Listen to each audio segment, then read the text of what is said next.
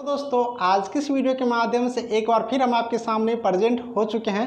दोस्तों ये वीडियो आपके लिए बहुत ही ज़्यादा इम्पोर्टेंट होने वाला है, क्योंकि फ्रेंड्स आपने जैसे कि मालूम होगा कि बिहार तकनीकी सेवा आयोग के अंतर्गत अभी एक्सरे टेक्नीशियन के परमानेंट नियुक्ति के लिए ऑनलाइन आवेदन की प्रक्रिया चल रही थी।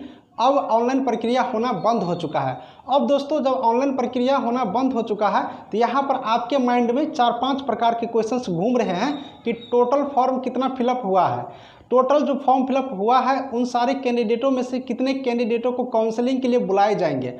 अब जो काउंसलिंग के लिए कैंडिडेटों को बुलाए जाएंगे उन सारे कैंडिडेटों का क्या कट ऑफ होने वाला है, जिन कैंडिडेटों को काउंसलिंग में बुलाए जाएंगे। तो कट ऑफ भी जानने के लिए आप लोग बहुत ज़्यादा इंतजार कर रहे हो और आप सारे दोस्तों के प्यार से मेरा भी यहाँ पर सपोर्ट मिल रहा है और आज हम लोग सारे स्टूडेंट मिल करके इस चैनल को आगे बढ़ा रहे हैं। तो चलिए आपके लिए मैं विलंब नहीं करूँगा और आपके लाइफ के लिए और आपके काउंसलिंग के लिए जो कट ऑफ होने वाला है मैं बिल्कुल इस वीडियो के माध्यम से बताऊँगा।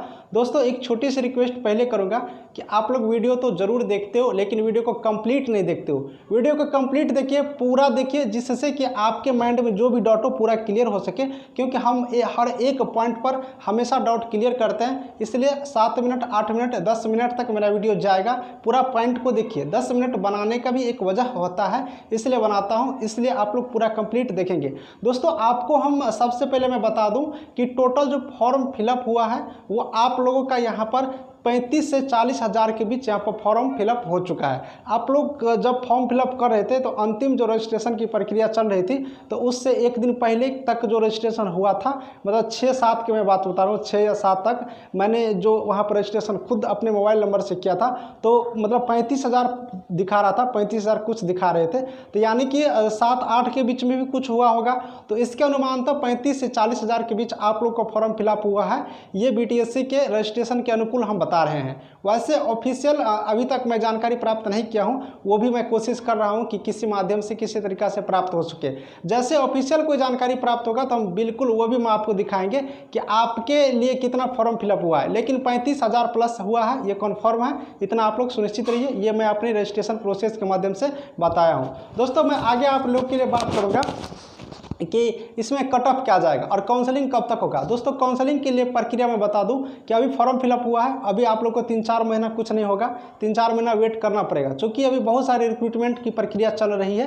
उसका आप लोग नोटिफिकेशन देख ही रहे होंगे, जैसे कि जूनियर इंजीनियर की और भी कुछ रिक्रूटमेंट है, उसकी वैकेंसी जो आई हुई थी उन सारे को। तो आप लोग को 2-3 महीना इंतजार करना पड़ेगा, इसलिए आप लोग को घबराने की जरूरत नहीं है। काउंसलिंग आप लोग को होंगे, काउंसलिंग होने के बाद फिर एक कट ऑफ बनेगा मेरिट लिस्ट के लिए, फिर कट ऑफ जारी किए जाएंगे, उसके बाद आप लोग का यहाँ पर पूरा कंप्लीट हो जाएगा। दोस्तों चलिए कंप्यूटर स्क्रीन पर चलते हैं, विलंब नहीं करते हैं और हम देखते हैं कि आपके लिए क्या आज का कट ऑफ होने वाला है काउंसलिंग में आने वाले स्टूडेंटों के लिए। तो मेरे प्यारे फ्रेंड, हम आ चुके हैं कंप्यूटर स्क्रीन पर और इस स्क्रीन के माध्यम से आपको हम पूरी डिटेल्स दिखाते हैं। सबसे पहले दोस्तों मार्क कैलकुलेशन देख लीजिए। मेरिट लिस्ट या फिर काउंसलिंग के लिए जो मार्क का कैलकुलेशन कैसे होगा वो समझना आपको ज़रूरी है, फिर आपको यहाँ पर कट ऑफ आसानी से समझ में आएंगे। दोस्तों यहाँ पर 3-4 प्रकार की बातें किया गया है। सबसे पहले मैं बात आपको दिखा दूँ कि जो 12th क्लास के मार्क हैं उसके टोटल परसेंट का 30% मार्क जोड़े जाएंगे। ठीक है, याद करिएगा फिर से, जो 12th क्लास का जितना परसेंट मार्क है, प्रतिशत में मैं बात कर रहा हूँ, उसका 30% मार्क आपको जोड़े जाएंगे। एक्सरे में अगर आप लोग डिप्लोमा हो या फिर बैचलर हो तो उसका जो मार्क है प्रतिशत में उसका 25% मार्क जोड़े जाएंगे। उसी तरह से आपका कैलकुलेशन होगा। दोस्तों मैं बता देता हूँ एक एग्जाम्पल को लेकर के। जैसे कि आप मान लेते हैं कि 12th क्लास में आपके पास 50% मार्क है, ठीक है, तो इसका 30% मार्क लिया जाएगा तो 15 मार्क आपको मिल गया। एक्सरे डिप्लोमा में अगर डिप्लोमा की हो या फिर बैचलर की हो एक्सरे से, अगर उसमें मान लेते हैं कि आपके पास 60% मार्क है, ठीक है, ये मान ली कि आपके पास 60% मार्क है तो 60% का 25% लेगा तो कितना मार्क होगा, 15 मार्क हो जाएगा। तो इस तरह से अगर आप दो ही चीज़ आपके पास है, 12th और एक्सरे डिप्लोमा, तो टोटल आपके पास कितना हो गया, 30 मार्क हो गए, यानी कि 30 अंक आपके पास हो गया। अब मैं आगे चलूँगा एग्जाम्पल 2 पर।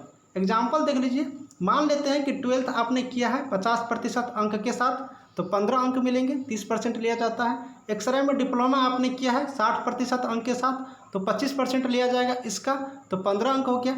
अगर आपके पास एक्सपीरियंस 2 साल का है तो आपको 10 मार्क मिल जाएंगे, 1 साल के लिए 5 अंक और दूसरे साल के लिए भी 5 अंक, तो 10 अंक मिल जाएंगे। इस तरह से अगर आप टोटल अंक का कैलकुलेशन करोगे तो कितना हो जाएगा, 40, 15 15 30 और 10 40। तो इस तरह से आपको कैलकुलेशन कर लेना है। एक और एग्जांपल मैं बता देता हूं। मान लो कि आपके पास 12th में 50% मार्क है तो 15 अंक मिलेंगे।